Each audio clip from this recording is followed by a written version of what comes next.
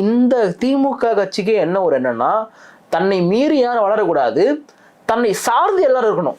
அதுதான் எல்லாருமே இவங்க என்ன பண்ணுவாங்கன்னா, வெளியே வந்து வீரவசனம் பேசுவாங்க. ஓப்பனாக ஒன்று சொல்கிறேன் நான், திரு உதயநிதி இருக்கார் இல்லையா, அவர் திரும்ப அவர்களை விட எவ்வளோ வயதில் சின்னவராக இருப்பார், அனுபவத்தில் எவ்வளோ சின்னவராக இருப்பார்.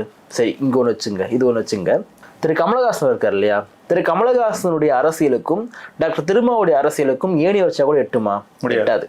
திரு கமலஹாசன் அறிவாலயத்துக்கு வராரு, ஓடி போயிட்டு வரவேற்கிறாரு உதயநிதி. ஆனால் உதயநிதி அவர்களுக்கு வந்து பிறந்தநாள் விழாக்கு டாக்டர் திரும்ப அவங்க வீட்டுக்கு போய் பாராட்டு தெரிவிக்கிறார், மற்றவங்க யாருமே போல. அப்போ இவரை வந்து இவங்க என்னவா நினைக்கிறாங்க?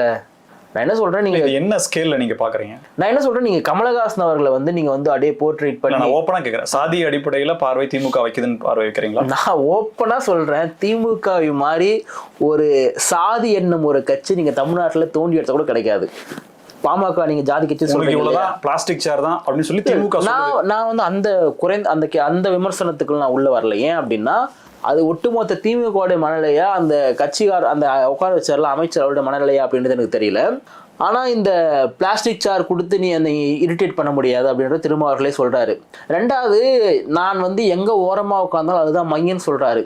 நீங்க அதை 10 பேர்ல என்ன லாஸ்ட்ல உட்கார வச்ச கூட அதுதான் மையன்னு சொல்றாரு. இதெல்லாம் வந்து கட்சிக்காரில் வந்து மகிழ்விக்குமே தவிர பொது சமூகத்துல உங்களை என்ன அடையாளப்படுத்தும்?